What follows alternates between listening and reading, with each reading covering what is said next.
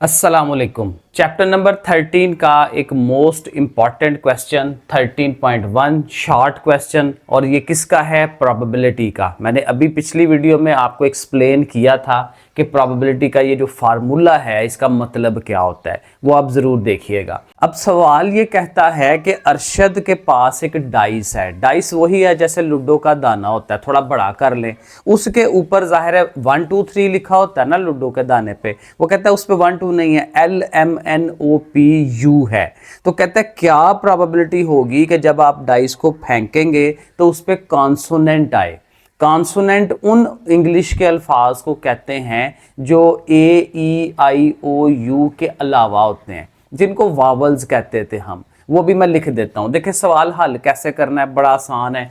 आपने पहले ना सैंपल स्पेस लिखना है S, उसका एक सेट बनाते हैं। ये जो नीचे वाला S है उसके लिए सेट ये है कि जो उसने सारी चीज़ें बताई हुई हैं, मतलब उसने कहा हुआ है कि इसमें ये 6 चीज़ें आ सकती हैं, वो आप लिख लें LMNOP और आगे क्या है U है।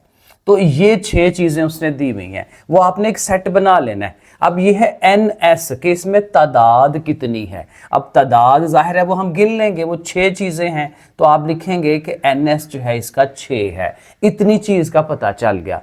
अब ऊपर वाली चीज़ का पता चलाते हैं। अब उसने ऊपर वाली जो चीज़ है A, वो A क्या होगा कि वो जो उसने कहा था कि कॉन्सोनेंट आए, कॉन्सोनेंट वावल्स के अलावा वाले, AEIOU के अलावा वाले। वो देखें जो वावल्स हैं वो एक ये वाला वावल है O और एक ये वाला वावल है U।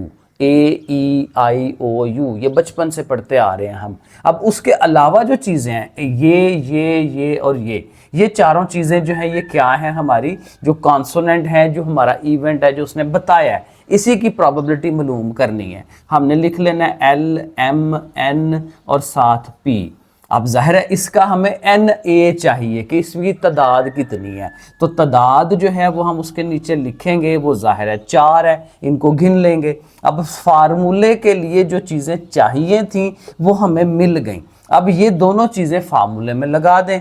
फार्मूला एक दफ़ा आपने लिख लेना। चले मैं इधर कर लेता हूँ, यहाँ नीचे जगह थोड़ी है। तो फार्मूला आप एक दफ़ा लिखेंगे, प्रोबेबिलिटी ऑफ A NA/NS, एक दफ़ा फार्मूला लिखा। अब जो NA आपने फाइंड किया वो लिख लेना है और जो NS फाइंड किया है वो लिख लेना है। अब ये आंसर है, इसको ऐसे ही रहने दें, या अगर ये 2 के पहाड़े में हो रहा है तो आप डिवाइड कर दें। 2 2 बार 4, 2 3 बार 6। अब देखें इतना सा काम है इसके अंदर और ये 2 नंबर पक्के हो जाते हैं।